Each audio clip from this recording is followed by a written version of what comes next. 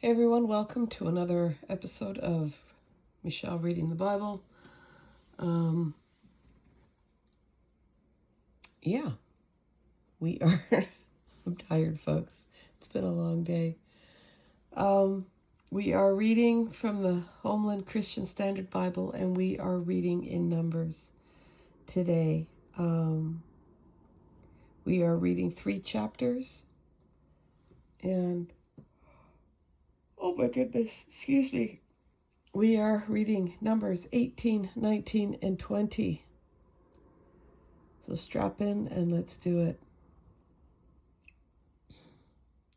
The Lord said to Aaron, "You, your sons, and your ancestral house will be responsible for sin against the sanctuary. You and your sons will be responsible for sin involving your priesthood.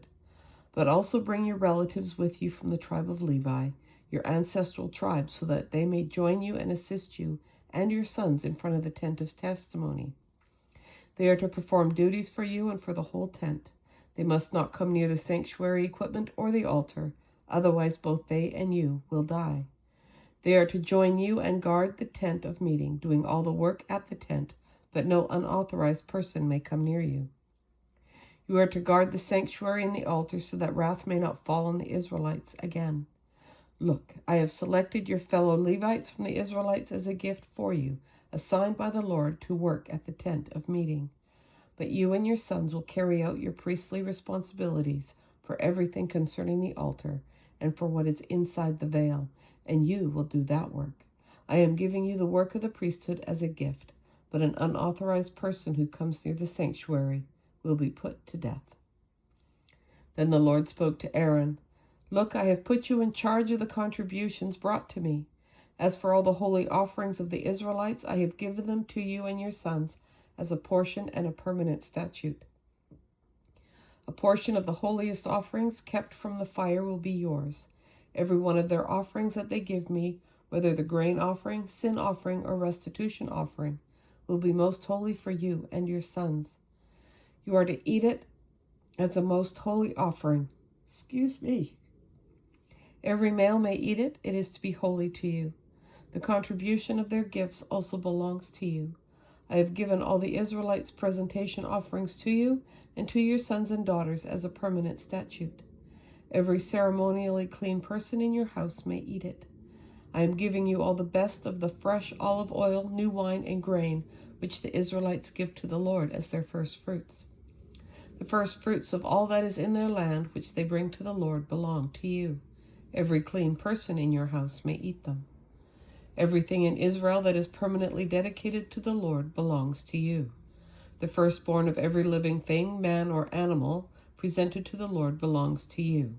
But you must certainly redeem the firstborn of man and redeem the firstborn of an unclean animal. You will pay the redemption price for a 1-month-old male, according to your assessment, 5 shekels of silver by the standard sanctuary shekel, which is 20 gerahs. However, you must not redeem the firstborn of an ox, a sheep, or a goat. They are holy. You are to sprinkle their blood on the altar and burn their fat as a fire offering for a pleasing aroma to the Lord. But their meat belongs to you. It belongs to you like the breast of the presentation offering and the right thigh. I give to you and your sons and daughters all the holy contributions that the Israelites present to the Lord as a permanent statute. It is a permanent covenant of salt before the Lord for you as well as your offspring. The Lord told Aaron, "You will not have an inheritance in their land. There will be no portion among them for you. I am your portion and your inheritance among the Israelites. Look, I have given the Levites every 10th in Israel as an inheritance in return for the work they do, the work of the tent of meeting. The Israelites must never again come near the tent of meeting, or they will incur guilt and die. The Levites will do the work of the tent of meeting, and they will bear the consequence of their sin. The Levites will not receive an inheritance among the Israelites. This is a permanent statute throughout your generations. For I have given them the 10th that the Israelites present to the Lord as a contribution for their inheritance. That is why I told them that they would not receive an inheritance among the Israelites." And the Lord instructed Moses, "Speak to the Levites and tell them, when you receive from the Israelites the 10th that I have given you as your inheritance, You must present part of it as an offering to the Lord, a tenth of the tenth. Your offering will be credited to you as if it were your grain from the threshing floor or the full harvest from the winepress. You are to present an offering to the Lord from every tenth you receive from the Israelites. Give some of it to Aaron the priest as an offering to the Lord. You must present the entire offering to the Lord from all your gifts. The best part of the tenth is to be consecrated. Tell them further, once you have presented the best part of the tenth and it is credited to you, Levites as the produce of the threshing floor of the winepress, then you and your household may eat it anywhere. It is your wage in return for your work at the tent of meeting. You will not incur guilt because of it once you will not incur guilt because of it once you have presented the best part of it. But you must not defile the Israelites' holy offerings so that you will not die. Oh my goodness, I can read. The Lord spoke to Moses and Aaron. This is the legal statute that the Lord has commanded. Instruct the Israelites to bring you an unblemished red cow that has no defect and has never been yoked. Give it to Eleazar the priest, and he will have it brought outside the camp and slaughtered in his presence. Eleazar the priest is to take some of its blood with his finger and sprinkle it 7 times toward the front of the tent of meeting. The cow must be burnt in his sight. Its hide, flesh, and blood are to be burned along with its dung. The priest is to take cedar wood, hyssop, and crimson yarn and throw them into the fire where the cow is burning. Then the priest must wash his clothes and bathe his body in water, and after that he may enter the camp. But he will remain ceremonially unclean until evening. The one who burned the cow must also wash his clothes and bathe his body in water, and he will remain unclean until evening.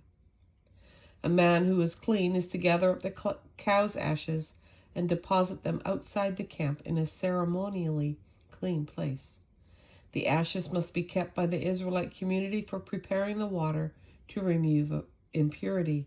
It is a sin offering.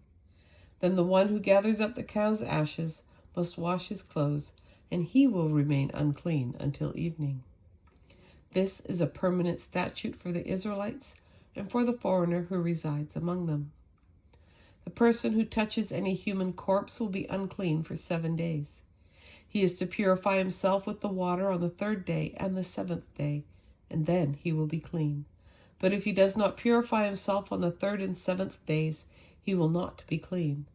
Anyone who touches the body of a person who has died and does not purify himself defiles the tabernacle of the Lord. That person will be cut off from Israel. He remains unclean because the water for impurity has not been sprinkled on him, and his uncleanness is still on him.